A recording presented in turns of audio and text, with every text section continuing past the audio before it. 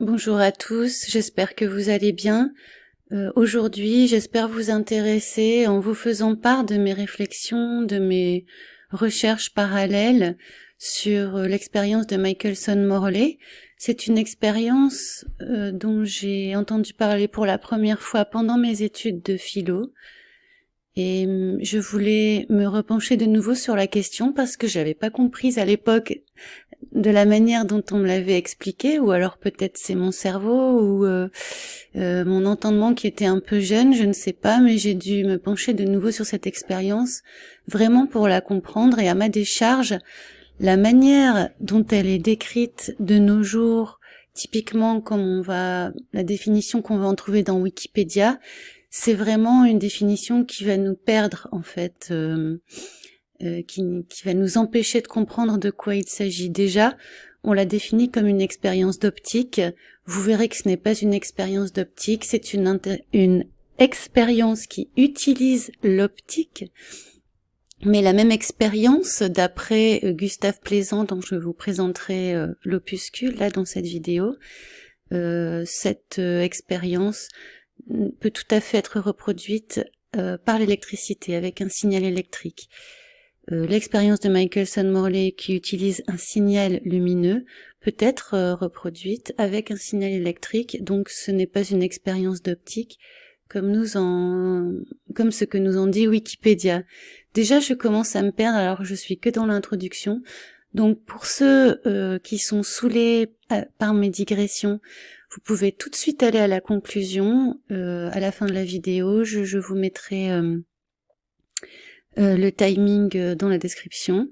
Et pour ceux qui aiment bien se perdre, je vous emmène avec moi en passant par l'expérience de Michelson Morley. On verra d'autres choses sur notre chemin. Je vous dis, c'est parti. Alors vous savez sans doute ce qu'est le géocentrisme. C'est l'idée que la Terre se trouve au centre de l'univers et que les astres lui tournent autour. L'héliocentrisme postulait que c'était le Soleil qui était ce centre. Aujourd'hui, on va parler de géostatisme, c'est-à-dire le fait que la Terre ne bouge pas. Alors comment peut-on affirmer cela? Comment peut-on affirmer que la Terre ne tourne pas? J'ai pris les choses à l'envers, j'ai d'abord cherché à comprendre quelles étaient les preuves que la Terre tourne. On a vu dans une autre vidéo que l'expérience du pendule de Foucault échouait à donner une preuve de cette rotation. Nous faisions l'hypothèse que le pendule de Foucault détectait des phénomènes magnétiques et non pas la rotation de la Terre. Et on voit d'ailleurs en faisant un petit tour sur Internet que la plupart des gens qui se sont essayés à l'expérience du pendule de Foucault, qui pensaient que ce serait très simple à mettre en place, se sont rendus compte à l'usure que ça ne fonctionnait pas. Donc c'est vraiment pas une expérience facile à mettre en place d'un point de vue pratique, ça donne pas les résultats attendus, et d'autre part, on a vu que même quand ça fonctionne comme attendu, on peut tirer d'autres conclusions de cette expérience. Et donc, ce pendule de Foucault est censé nous montrer cette rotation de la Terre sur elle-même.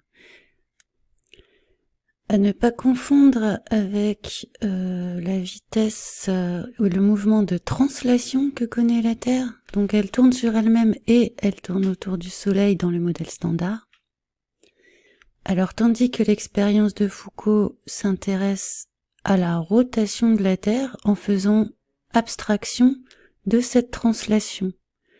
Donc déjà là c'est compliqué en fait quand on fait une mesure depuis la Terre, de différencier, en tout cas de mesurer le mouvement de translation par rapport au mouvement de rotation. Alors comment on va faire pour dissocier les deux mouvements, pouvoir en mesurer un seul? Je ne sais pas trop, je vais essayer de comprendre. Pour clarifier les choses aussi, sachez que ce mouvement de translation est appelé orbite terrestre. Donc d'un côté on a rotation terrestre et de l'autre côté on a orbite terrestre.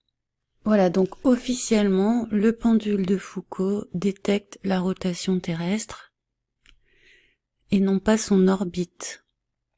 Lors de l'exposition où ça a été exposé au grand public, où cette expérience a été exposée au grand public, sur les invitations, on voyait écrit « Venez voir tourner la Terre ». On promettait aux gens de venir voir tourner la Terre en observant l'oscillation de ce pendule qui, par ailleurs, est utilisé dans l'occultisme et a des significations ésotériques, évidemment, dont je ne connais pas la moitié. Bon, on voit bien que la théorie n'est pas, la théorie de la rotation de la Terre n'est pas tout à fait vérifiée avec le pendule de Foucault. Vraiment, on a des explications alternatives qui fonctionnent tout aussi bien, voire mieux, avec la radiesthésie. Donc, le fait de dire que c'est le sol qui tourne, c'est pas la chose la plus évidente. Si on veut prouver que la Terre tourne, il va nous falloir une expérience un peu plus précise, un dispositif expérimental un peu plus fin, qui permettra de réduire les interprétations, puisque l'idée du bon dispositif, du bon protocole scientifique, c'est toujours de réduire les interprétations, de gérer le plus de paramètres possible. Bref, je vous présente l'expérience de Michelson-Morley, qui, elle, tente à prouver le mouvement de translation de la Terre. Alors, le dispositif est simple, facile à comprendre. On a une source de lumière. On l'envoie à travers un miroir semi-réflecteur, je crois que ça se traduit en français. C'est-à-dire, il y a une partie de la lumière qui va passer en ligne droite, et une partie de la lumière qui va être réfléchie selon l'angle du miroir. On voit que la source s'est lancée en même temps, et si on dispose deux autres miroirs exactement à la même distance, en faisant ceci ou ceci, voilà, c'est facile de disposer les obstacles afin que la distance soit parfaitement égale. Donc à quoi ça va servir ce dispositif ? Ça va servir à pouvoir dire ici au niveau du détecteur quelle onde va être détectée en premier, va arriver en premier. Est-ce que c'est l'onde qui va être... est-ce que c'est la partie de la lumière qui va être réfléchie par le miroir ou est-ce que c'est la partie qui va être réfléchie par ce miroir? Alors à quoi ça sert de détecter le décalage, d'arriver entre les deux ou savoir si elles arrivent en même temps? C'est simple parce que le dispositif est orienté de telle sorte à être dans le prolongement de la translation terrestre. Si la Terre va comme ça, dans sa translation, va vers le haut, alors ce signal-ci arrivera plus vite au détecteur que le signal qui sera perpendiculaire à la translation à l'orbite terrestre. Est-ce que vous me comprenez bien? C'est-à-dire que la lumière aura moins de chemin à faire si elle est dans le sens de l'orbite. Fallait y penser, c'est pas mal, c'est assez logique. Donc c'est en mesurant l'interférence des deux signaux qu'on pourra tirer des conclusions sur cette orbite terrestre, sur cette translation de la Terre par rapport au Soleil. Alors l'interférométrie, c'est ce qui va utiliser donc ce genre de dispositif. Il y a plein d'applications, notamment pour l'observation des étoiles. Figurez-vous que ce ne sont plus des lunettes optiques, mais des capteurs d'ondes radio maintenant, les télescopes. Ce radiotélescope, ça s'appelle. Alors revenons à notre expérience de Michelson-Morley. À base de ce dispositif, de cet interféromètre pour mesurer le mouvement de la Terre sur son orbite. Alors patatras, le résultat de l'expérience, c'est que les deux signaux arrivent en même temps, comme si la Terre ne bougeait pas. Ça, c'est le résultat de l'expérience, une expérience qui va être menée pendant 6 ans, qui va être améliorée. On va améliorer les conditions vraiment pour être sûr que on n'interfère pas justement avec les résultats parce qu'on s'attend à trouver que la Terre tourne. Michelson, Morley et alors tous leurs copains de la communauté scientifique de cette époque-là attendaient beaucoup de cette expérience pour pouvoir prouver les différents mouvements de la Terre. Et justement, tout se passe comme si la Terre était fixe, pas de rotation, pas d'orbite. Alors, devinez quelle a été la conclusion de cette expérience. Plutôt que de choisir la solution la plus simple et la plus communément, intuitivement perçue, je dirais, selon laquelle la Terre ne bouge pas, on est allé chercher d'autres théories pour expliquer pourquoi on ne détecte pas le mouvement de la Terre qui, de toute façon, doit bouger. C'est la théorie, c'est le dogme qui l'a décidé ainsi. On va parler d'expérience négative. Ça va être un mot inventé pour la circonstance, quasiment. C'est quoi une expérience négative? C'est une expérience qui n'apporte pas le résultat escompté. C'est une expérience qui va contre le dogme. Et donc, le dogme va prévaloir sur cette expérience et on va diminuer le résultat de l'expérience en l'expliquant par d'autres dogmes, par d'autres présupposés, par d'autres théories, afin que le dogme « la Terre tourne » ne soit pas abandonné en fait. À propos de cette notion d'expérience négative, Gustave Plaisant réagit en 1934 dans ce petit opuscule intitulé « La Terre ne bouge pas ». Depuis 12 ans qu'on a vulgarisé la relativité, nous sommes en 1934, on a souvent parlé dans des publications scientifiques de l'expérience négative de Michelson. L'expression me fit bondir la première fois que je la lus. Comment une expérience, seule base physique de vérité scientifique, pourrait-elle être négative? Mais peu à peu j'ai compris. C'est une expression si commode pour conserver ses illusions. Vous voulez vérifier une hypothèse qui vous est chère, mais l'expérience prouve juste le contraire. Qu'importe, expérience négative. Et c'est bien commode aussi pour entrer dans le relativisme et défier toute contradiction. Vous voulez croire que votre mouchoir est noir? Rien n'est plus simple. Sortez-le de votre poche, il vous apparaît tout blanc. Mais dites seulement « expérience négative, la vision ne peut prouver que mon mouchoir est noir ». Fin de la lecture. Et c'est justement ce que les tenants de la rotation et de la translation vont faire avec cette expérience de Michelson-Morley. Ne pouvant nier l'observation, il va s'agir d'invalider le dispositif lui-même, la possibilité même de détectabilité par le dispositif. Alors, comment on va se débrouiller avec ça? Il suffit de regarder comment aujourd'hui on relate l'expérience de Michelson-Morley, comment on nous l'apprend. L'expérience de Michelson et Morley est une expérience d'optique qui a tenté de démontrer l'existence de l'éther luminifère. C'est un peu orienté comme définition d'expérience. L'idée de relativité, ce qu'il y a dans l'idée de la relativité d'Einstein, c'est que, en théorie, on va dire qu'un mouvement uniforme égale l'immobilité.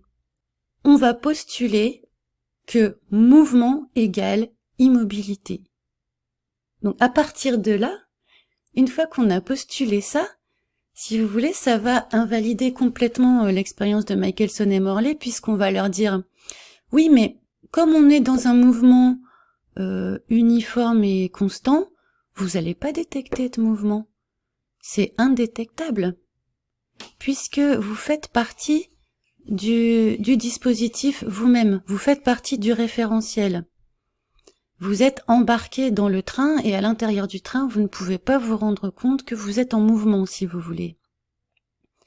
Donc ça, c'était aussi l'argument d'Henri Poincaré. L'argument d'Henri Poincaré qui a fait polémique parce qu'il a dit que on dit que la Terre tourne, mais c'est par commodité, parce qu'en fait, on n'en sait rien, en gros, puisque il est impossible de mesurer un mouvement depuis l'objet même qui est en mouvement. Il faudrait un référentiel fixe et extérieur à la Terre que les anciens avaient appelé éther. C'était cette air, l'air qui nous entoure et qui serait immobile, et nous déplacerions dans cet espace.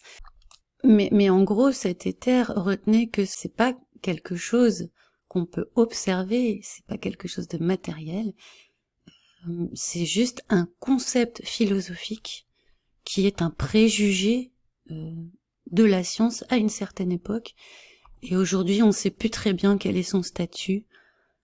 Aujourd'hui l'équivalent de l'éther ce serait le fond diffus cosmologique, c'est des ondes radio en fait qui sont en permanence détectées sur Terre. Alors il paraît que c'est le fond diffus cosmologique, ça s'appelle comme ça. Bref, je reviens à l'expérience de Michelson-Morley, pardon de m'éparpiller, mais bon, vous voyez que tout est un peu lié, qu'il y a beaucoup de choses à dire. Donc, Einstein, il a postulé plusieurs choses, parce que Einstein, ce n'est pas un expérimentateur, c'est quelqu'un qui crée des théories, c'est un artiste, si vous voulez. Il va faire des calculs à des mathématiciens, qui vont venir devant lui sur son bureau avec des résultats d'équations, et puis lui, à partir de ça, il va construire un imaginaire, un monde. Il va construire un monde avec un espace-temps, avec il va inventer tout un monde, si vous voulez. Et dans son monde, un mouvement uniforme, c'est égal à l'immobilité. C'est-à-dire qu'il est impossible, il postule à la base, qu'il est impossible de faire la différence entre un mouvement constant et uniforme et l'immobilité. Mais c'est pas quelque chose qui est démontré, vous voyez, c'est un postulat. Il décide de cela au départ pour construire son monde. Il décide aussi que la lumière, ce n'est pas une onde, c'est à moitié des ondes et à moitié des corpuscules. Et que sa vitesse, elle ne va jamais changer, quels que soient les milieux, etc., qu'elle traverse. Il va postuler donc cette vitesse de la lumière comme constante, qui ne change jamais. Là aussi, de nouveau, c'est un postulat, ce n'est pas le résultat d'expérience. Alors, on décide de faire une expérience. Pour détecter les mouvements de la Terre, on ne détecte rien. Alors, qu'est-ce qu'on fait? On décide de dire que les mouvements de la Terre sont indétectables. Ils existent, mais ils sont indétectables. Et c'est aussi quelque chose qui va exister pour la gravité, qui est aussi indétectable, et pour l'effet Coriolis, qui lui aussi est indétectable. On va pas dire indétectable, on va dire négligeable en général, c'est-à-dire que dans nos opérations, on fera comme s'il n'existait pas. Et j'en viens à la double pensée d'Orwell. La double pensée, c'est un terme inventé par George Orwell dans son roman 1984, indiquant une capacité à accepter simultanément deux points de vue opposés et ainsi mettre en veilleuse tout esprit critique. C'est aussi une rupture avec le principe de non-contradiction sur lequel repose toute la science démontrable. Voici comment Orwell présente la double pensée. Winston laissa tomber ses bras et remplit lentement d'air ses poumons. Son esprit s'échappa vers le labyrinthe de la double pensée. Connaître et ne pas connaître. En pleine conscience, et avec une absolue bonne foi, émettre des mensonges soigneusement agencés. Retenir simultanément deux opinions qui s'annulent, alors qu'on les sait contradictoires, et croire à toutes les deux. Employer la logique contre la logique. Répudier la morale, alors qu'on se réclame d'elle. croire en même temps que la démocratie est impossible et que le parti est gardien de la démocratie. Oublier tout ce qu'il est nécessaire d'oublier, puis le rappeler à sa mémoire quand on en a besoin, pour l'oublier plus rapidement encore. Surtout, appliquer le même processus au processus lui-même, là a été l'ultime subtilité, persuader consciemment l'inconscient, puis devenir ensuite inconscient de l'acte d'hypnose que l'on vient de perpétrer. La compréhension même du mot double pensée impliquait l'emploi de la double pensée. Comme Orwell l'explique dans son livre, le parti était incapable de conserver une mainmise absolue sur le pouvoir sans dégrader la population et la soumettre à une propagande permanente. Or, le fait que ces brutalités et ces manipulations fussent connues, même au sein du parti, aurait pu conduire à l'effondrement de l'État sur lui-même. C'est pour cette raison que le gouvernement imaginé par Orwell utilisait un système complexe de contrôle de la réalité. Quoique 1984 soit plutôt connu pour ses descriptions de surveillance approfondie du quotidien, le contrôle de la réalité signifiait que la population devait être également contrôlée et manipulée au travers du langage de tous les jours et de la pensée commune. Le novlangue fut ainsi désigné comme méthode pour contrôler la pensée par l'entremise du langage, la double pensée étant une méthode pour contrôler directement l'esprit. Le novlangue lui-même incarne la double pensée car il contient de nombreux mots qui créent des associations supposées entre des significations différentes. Moi là tout de suite je pense à discrimination positive par exemple. C'est particulièrement vrai lorsqu'il s'agit de mots d'importance fondamentale comme bien, mal, correct, faux, vérité, mensonge ou justice, injustice. La double pensée est une forme d'aveuglement acquis et volontaire vis-à-vis des contradictions contenues dans un système de pensée. Dans le cas de Winston Smith, le personnage principal du roman d'Orwell, le problème était qu'il était incapable de travailler au ministère de la Vérité, où il était censé effacer les faits dérangeants des archives publiques, pour ensuite adhérer aux nouvelles vérités qu'il avait lui-même écrites. De plus, l'automanipulation en laquelle consiste la double pensée permet au parti de promouvoir d'énormes objectifs à côté d'attentes réalistes. On cite « Si l'on doit gouverner, si l'on doit continuer à gouverner, on doit être en mesure de détruire tout sens de la réalité. Parce que le secret du gouvernement est de combiner la croyance en sa propre infaillibilité avec le pouvoir d'apprendre les erreurs du passé. Dès lors, chaque membre du parti se transforme en pion crédule, sans toutefois jamais manquer d'informations vraisemblables. Le parti est à la fois fanatique et bien informé, l'empêchant ainsi non seulement de se fossiliser, mais également de se ramollir et par conséquent de s'effondrer. La phrase « tuer le messager » (killing the messenger), qui a perturbé le commandant des militaires nazis, ne se présenterait pas dans un tel système. La double pensée fonctionne comme un outil clé pour l'autodiscipline dans le parti, en complément de la discipline imposée par l'État, par l'intermédiaire de la propagande et de l'État policier. Ces outils rassemblés permettent de cacher les intentions malignes du gouvernement au peuple, ainsi qu'au gouvernement lui-même, mais sans provoquer la confusion et la désinformation qui caractérisent les régimes totalitaires plus primitifs. La double pensée était essentielle pour donner au parti la possibilité de connaître ses véritables objectifs sans y déroger. Les dictatures précédentes ont commis l'erreur de combiner leur propagande égalitariste avec leur but. 1984 tente à montrer que les dictatures de la prochaine génération ne se comporteront plus aussi naïvement.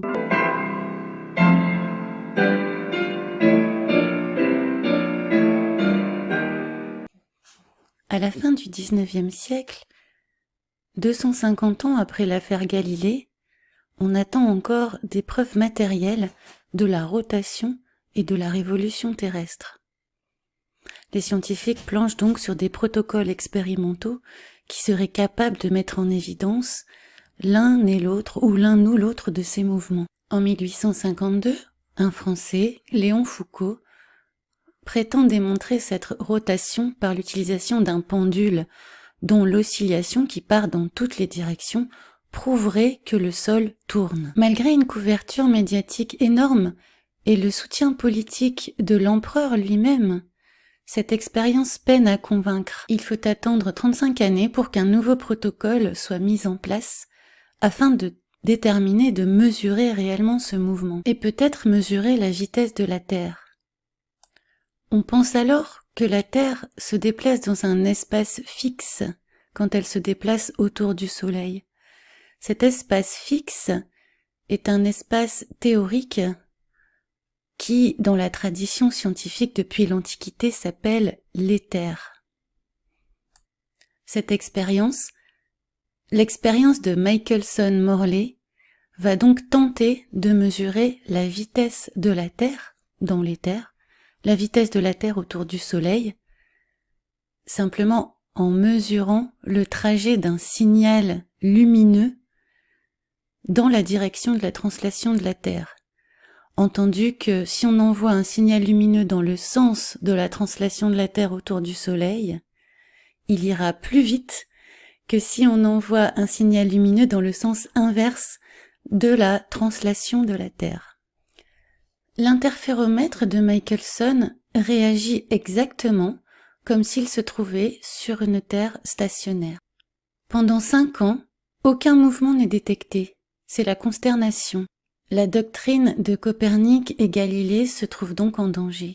La conclusion logique de cette expérience, tout se passe comme si la Terre ne bougeait pas, donc cela signifie que la Terre ne bouge pas, cette conclusion est écartée, puisqu'elle tient de l'hérésie à l'aube du XXe siècle.